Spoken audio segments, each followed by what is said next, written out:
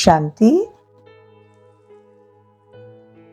20 नवंबर 22 की मुरली है। Revise course है। 20 दिसंबर 92 की मुरली है। मुरली का टाइटल है आज्ञाकारी ही सर्व शक्तियों के अधिकारी है। आज सर्व शक्तियों के दाता बाप दादा अपने शक्ति सेना को देख रहे हैं। क्या कह रहे बाबा?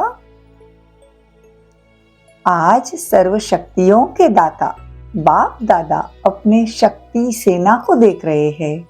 सर्वशक्तिवान बाप ने सभी ब्राह्मण आत्माओं को समान सर्व शक्तियों का वर्षा दिया। किसी को कम शक्ति व किसी को ज्यादा यह अंतर नहीं किया। सभी को एक द्वारा एक साथ एक समान शक्तियां दी है। तो रिजल्ट देख रहे थे कि एक समान मिले हुए भी अंतर क्यों? क्योंकि सर्व शक्तियां संपन्न बने और कोई सिर्फ शक्ति संपन्न बने, सर्व नहीं। कोई सदा शक्ति स्वरूप बने, कोई कभी कभी शक्ति स्वरूप बने। देखो कितना फर्क हो जाता है। तो ब्राह्मण आत्माएं अपनी सर्व शक्तियों की अथॉरिटी से जिस समय जिस शक्ति को ऑर्डर करती है वही शक्ति रचना के रूप में मास्टर रचता के सामने आ जाती है। ऑर्डर किया और हाजिर। तो बाबा कहते हैं कि आज्ञाकारी बच्चे ही सर्व शक्तियों के अधिकारी है। आज बाप दादा सर्व ब्राह्मण आत्माओं को देख रहे थे कि कहाँ तक सर्व शक्तियों के अधिकारी बने। अगर अधिकारी नहीं बने तो उस समय परिस्थिति के अधीन बनना पड़े। बाप दादा को सबसे ज्यादा रहम उस समय आता है जब बच्चे कोई भी शक्ति को समय पर कार्य में नहीं लगा सकते। देखो बाबा को रहम आता है कि बच्चे कोई भी शक्ति को कार्य में लगा नहीं सकते हैं। जब कोई बात सामना करती है तो बाप के सामने किस रूप में आते हो? ज्ञानी भक्त के रूप में आते हो। भक्त लोग क्या करते? मांगते हैं ना। भक्त क्या करते हैं? सिर्फ पुकार करते रहते हैं, ये दो वो दो, मांगते हैं ना। भागते हैं बाबा के पास, अधिकार बाप पर रखते हैं, लेकिन रूप होता है रॉयल भक्त का। जहां अधिकार फल सदगति अर्थात सफलता, सदगति अर्थात विजय नहीं प्राप्त कर सकते, क्योंकि जहां भक्ति का अंश रह जाता है वहां भक्ति का फल ज्ञान अर्थात सर्व प्राप्ति नहीं होती। ज्ञान अलग चीज है, भक्ति अलग चीज है। बाबा कहते भक्ति अर्थात मेहनत और ज्ञान अर्थात मोहब्बत। कितनी गहन बात बाबा बता रहे। मोहब्बत से चलना है कि मेहनत से चलना है? अगर भक्ति का अंश है तो मेहनत जरूर करनी पड़ेगी। भक्त भी क्या करते हैं? जब कोई विघ्न आएगा तो विशेष याद करेंगे। देखो एक होता है सेवा के प्रति याद में बैठना और दूसरा होता है स्व की कमजोरी को भरना, इसलिए याद में बैठना। दोनों में अंतर है ना। जैसे अभी भी विश्व पर अशांति का वायुमंडल है तो सेवा संगठित रूप में सेवा करते ना, विशेष प्रोग्राम बनाते हैं याद का, तो दाता से लेते हैं फिर देते। तो ये मांगना नहीं हुआ, ये तो आप ले रहे हैं और सामने दान दे भी रहे हैं, तो वो हुआ सेवा के प्रति।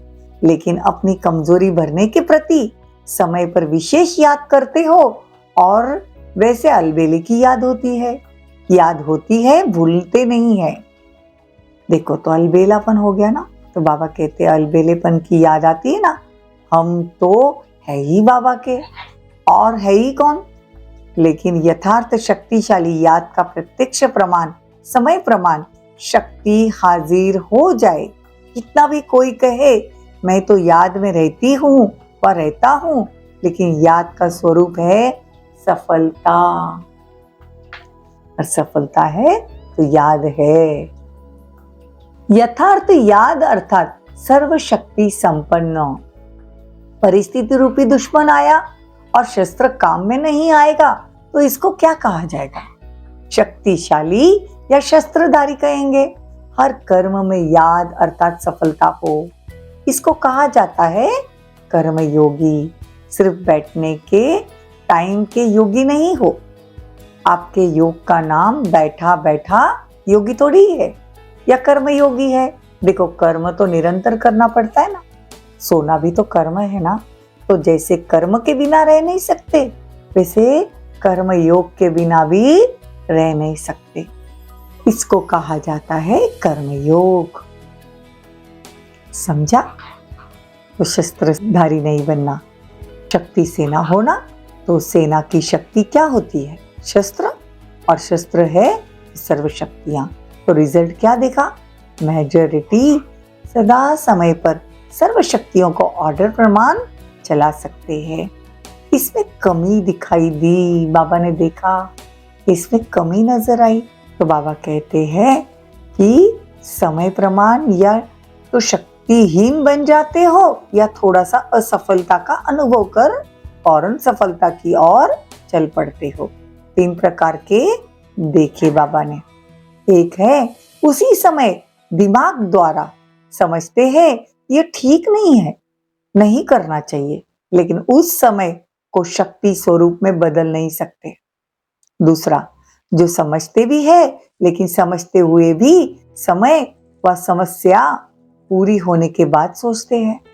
वो थोड़े समय में सोचते हैं, वो पूरा होने के बाद सोचते हैं।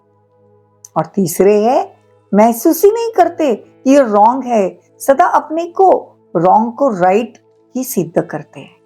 अर्थात सत्यता की महसूसता की शक्ति नहीं। तो अपने को चेक करो कि मैं कौन हूं। बाबा आज चेकिंग करने के लिए कहते हैं। तो देखो, सभी ने रिजल्ट सुनी। समय आपका इंतजार कर रहा है और आप क्या कर रहे हो? आप समय का इंतजार कर रहे हो। मालिक के बालक होना तो समय आपका इंतजार कर रहा है कि यह मेरे मालिक मुझ समय को परिवर्तन करेंगे। अच्छा, चारों ओर के सदा बाप के आगे जी हाजिर करने वाले, सदा मास्टर सर्वशक्तिवान बन सर्वशक्तियों को स्वयं के ऑर्डर प्रमाण चलाने वाले, सर्वशक्तियां जी हाजिर का पाठ बजाने वाली, ऐसे सदा सफलता मूर्त आत्माएं, सदा हर कर्म में याद का स्वरूप अनुभव करने वाले और कराने वाले, ऐसे अनुभवी आत्माओं को सदा हर कर्म में, संबंध में, संपर्क में निर्माण बन विजयी रत्न बनने वाले, ऐसे सहज सफलता मूर्त श्रेष्ठ बच्चों को बाप दादा का याद प्यार और नमस्ते। हम रूहानी बच्चों की रूहानी माता पिता बाप दादा को याद प्यार, गुड मॉर्निंग, नमस्ते, थैंक यू, बहुत बहुत शुक्रिया। वरदान, देह अहंकार व अभिमान के सूक्ष्म अंश का भी त्याग करने वाले आकारी सो निराकारी भव। देह अहंकार व अभिमान के सूक्ष्म अंश का भी त्याग करने वाले आकारी सो निराकारी भव। कईयों का मोटे रूप में देह के आकार में लगा हो, वह अभिमान नहीं है लेकिन आकार में लगाव है, लेकिन देह के संबंध से अपने संस्कार विशेष है, बुद्धि विशेष है, गुण विशेष है, कलाएं विशेष है, कोई शक्ति विशेष है। उसका अभिमान अर्थात अहंकार, नशा, रौब, ये सूक्ष्म देह अभिमान है। तो यह अभिमान कभी भी आकारी फरिश्ता व निराकारी नहीं बनने देगा। इसलिए अंश मात्र का भी त्याग करो तो सहज ही आकारी सो निराकारी बन जाएंगे। स्लोगन, समय पर सहयोगी बनो तो पदम गुना रिटर्न मिल जाएगा। ओम शांति, ओम शांति।